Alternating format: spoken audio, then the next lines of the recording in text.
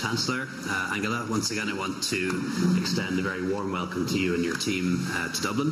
As we all know, we meet regularly at European Council meetings and EPP summits, but it was a really good opportunity for us to have a lengthy discussion one-to-one and also with our teams, which we haven't really had the chance to do since I was last in Berlin. And I know that the job of being Taoiseach is a really busy job, and every hour counts, and I can only imagine that being Chancellor of Germany must mean you're 7 times as busy I am, so I really appreciate that you've taken half a day out of your schedule to come here to Dublin and to talk to us at such an important time for the future of Ireland and the future of the European Union. We had a very extensive discussion across a wide range of issues, but of course the major focus was Brexit.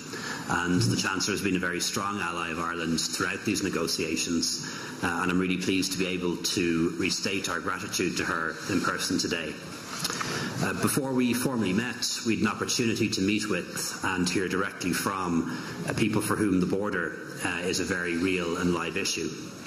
People from communities along the border, business people, farmers, and some of those whose lives have been profoundly affected by the Troubles. And I want to thank all of them for giving their time today to explain why this issue is such a fundamental one, one that transcends economic considerations, and for sharing their stories with us all.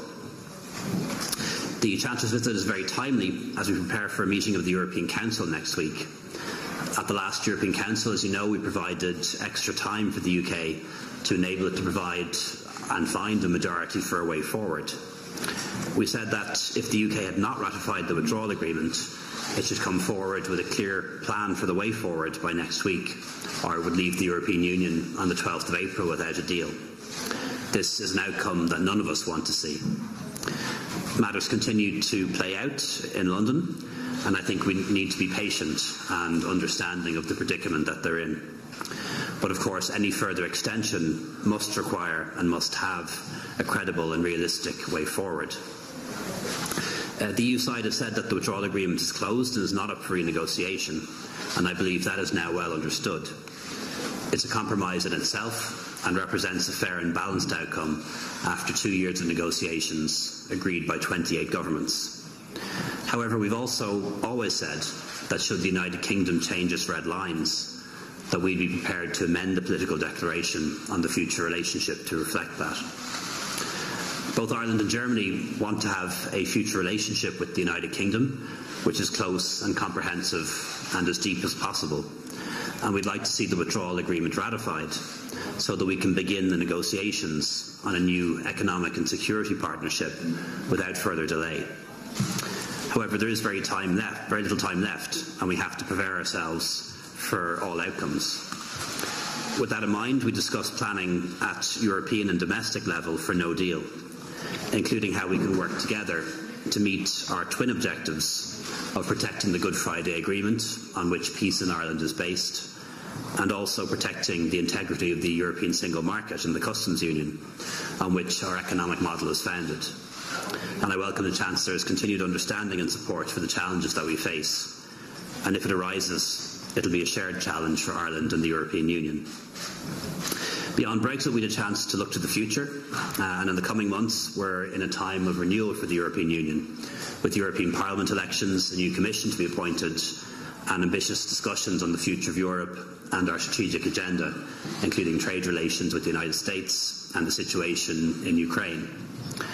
Ireland and Germany are very much of one mind that we want to deliver and ensure that Europe continues to integrate, continues to produce prosperity for our people, continues to put the challenges of citizens first, engage positively with our neighbourhood, and tackle ambitiously and urgently issues such as climate change, migration and international development. We also had a brief opportunity to take stock of bilateral relations between Ireland and Germany, which are very good, indeed are flourishing. And as you know, later this year we'll open a new consulate in the city of Frankfurt, in addition to our embassy in Berlin, as part of our initiative to double the impact of Ireland's global footprint. Frau Bundeskanzlerin, nach einmal vielen Dank für Ihren Besuch. Madam Chancellor, thank you yet again for your visit and for the partnership and friendship that Germany has always shown for us. I'm very much looking forward to our further cooperation. Thank you very much. Thank you, ladies and gentlemen. I'm delighted to be here, and thank you for receiving me here in Ireland. I would like to thank first and foremost, obviously, the Taoiseach, my colleague Leo. Thank you very much also for receiving me in this in Farmley, this mansion that has a very proud tradition. I thought that this was a very important one because, after all, we have travelled a long way as 27 member states of the European Union. We have worked together very closely as 28 over a very long time. Now we have worked together as 27, and I wanted to demonstrate with my visit that even if we now head into a crucial phase when Britain is leaving the European Union, we want to continue to stand together as 27. We want to see each other's side. We want to understand the arguments of the other side. And Ireland is in a very special way affected by Britain leaving the European Union because, as the Taoiseach quite rightly said, both the Good Friday Agreement will have to continue to be implemented, and the integrity of the single market also needs to be ensured. So every step of the way we will stand together, we will walk together. So today was a very important experience for me, and thank you very much for making this possible, Taoiseach. People were invited to discuss with us in a very moving way what it means for their specific situation, for their specific life to live on both sides of what used to be the border. I personally come, after all, from a country that for many, many years was divided by a wall. For 34 years I lived behind the Iron Curtain, so I know only too well what it means once borders vanish, once walls fall, and that we need to do everything in order to bring about a peaceful cooperation. After all, a heavy death toll has been taken here throughout the Troubles, and what I've heard here will encourage me further to explore for ways and means to continue to ensure this peaceful coexistence that you have worked for so hard. We have a withdrawal agreement, which we feel strikes a fair balance, is a good compromise. Unfortunately, this withdrawal agreement so far has not met with a majority in the House of Commons, but we do believe that that is a precondition, could be a prerequisite for the period of transition that will follow, where we hope that we will, in a calm and collected way, define the future relationship between the United Kingdom and the European Union. We, and I can say this for Germany, and we agree completely with Ireland, want good and intensive relations. Theresa May quite often said, after all, that we leave the European Union, but we remain Europeans. We have a lot of common ground, for example, in the economic area, but also in our cooperation in defence, in security issues, in foreign policy. There's a lot of common ground there, and we wish to bring this to bear fully. So we do hope that the intensive discussions that are ongoing in London will lead to a situation by next Wednesday, where we have a special council meeting, where Prime Minister Theresa May will have something to table to us on the basis of which we can continue to talk. We want to stand together as 27 until the very last hour. I can say this for the German side. We will do everything in order to prevent a no-deal Brexit, Britain crashing out of the European Union. But we have to do this together with Britain and with their position that they will present to us. We also said that this period of Brexit is further complicated by the fact that we shall have European elections this year. We have to prepare for those elections. We both are part of the same family of parties in the European Union. We work together very closely. We talked about bilateral relations, and here I can only confirm what the Taoiseach said previously. see this is indeed an excellent relationship, a very deep one, productively, economically speaking, but also our civil societies have very close bonds. And this particularly difficult time that we live through, that you live through, with Britain leaving the European Union, has, I think, elicited a lot of interest yet again, has fueled interest yet again in the German population to get to know Ireland even better. And I am confident that we are on a firm basis of further positive development bilaterally. The fact that you are establishing a new consulate in Frankfurt is, after all, a clear illustration of this. Thank you, Chancellor. Now we have a few questions. We're going to start off with Michal Lahan from RTE, and then we'll move on to Andreas Weiser from ZDF. Chancellor, is it possible to protect the integrity of the single market and make a commitment that anything resembling a border can be ruled out on the island of Ireland? And Taoiseach, what assurances were you able to offer the Chancellor that Ireland is working on a plan to protect the integrity of that market? Let me say, we will simply have to be able to do this. We have to be successful, and we hope for a solution that we can agree together with Britain, but we simply have to be successful. And I trust I heard that you have the same saying to what we say in Germany, where there's a will, there's a way. And we're working on this.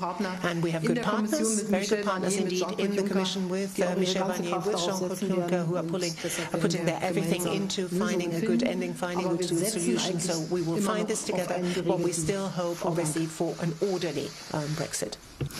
I was able to assure the Chancellor of our twin objectives. First, to protect the Good Friday Agreement and everything that flows from that, and also to uphold the integrity of the common market, the single market and the customs union, which is something that we want to do. We made a decision as a country almost 20 years ago that our future was at the heart of Europe, that we'd be in the Eurozone, the single market and the customs union, and our jobs and our prosperity are based on that. And we don't want that undermined in any way. And we certainly don't want Ireland to become the back door to the single market in the event of a hard Brexit. What we want to achieve, of course, is free movement of people north and south, frictionless trade, no customs, no tariffs, no quotas and no checks. And I know of three ways that can be achieved. Either the UK remaining in the European Union, which they decided not to do, a Norway Plus model, where they're in or closely aligned to the customs union and the single market, or the withdrawal agreement and the backstop. So there are three ways that we know to achieve that. But if all three are rejected, that obviously puts us in a difficult position. We know there are some things that can be done remotely, like the levying of customs and tariffs. But other things like animal checks have to be done physically somewhere, and that would involve discussions that are underway with the European Commission on options, but would also involve, I believe, the cooperation of the United Kingdom, that even in the event of no deal, that they would uphold their commitments under the Good Friday Agreement and their commitments in the political declaration of December 2017. Andreas. Madam Chancellor, Taoiseach, a question addressed to both of you. Do you believe that the decision that the House of Commons took last night, that there will be that they agreed on a bill that avoids a no-deal situation, is that actually a basis for further extension? And do you hope that this will actually increase the hopes for a deal? Well, obviously we're following events in Britain with great interest and what they're discussing there. That's a very interesting decision by the House of Commons, but we will also have to wait and see what happens now on the ground and what sort of variations we shall see. Next Wednesday we shall have our European Council meeting, and we will see by then what the British Prime Minister will tell us. I can only say that, as I said, we're following this with great interest, and we hope that this will open up new possibilities of an orderly Brexit, of an orderly exit of Britain. I think the decision of the House of Commons on a number of occasions now to vote against a no-deal outcome, to say very clearly that they don't want to leave without a deal is significant because Parliament is sovereign and Parliament expresses the will of the British people, which is that they don't want to leave without a deal. And I think that's significant and I think that is very helpful and makes an orderly Brexit much more likely. The difficulty, though, that we have as heads of government in our respective countries and heads of government across 27 member states is that ultimately governments negotiate with governments. And we've seen the House of Commons examine 12 different options and reject them all. And there is a reason why we came up with the withdrawal agreement, and that's because we went through all those options as well over the past 2 years, and we came up with a withdrawal agreement, imperfect as it is. It is one that gives us what we need in the European Union and in Ireland and doesn't breach any of the Prime Minister's red lines in her Mansion House and Lancaster House speeches. So there is a reason why the withdrawal agreement with the Irish Protocol and the backstop was born. So I'd hope at a certain point the House of Commons might come around to that. Pat Leahy, Irish Times. Thank you.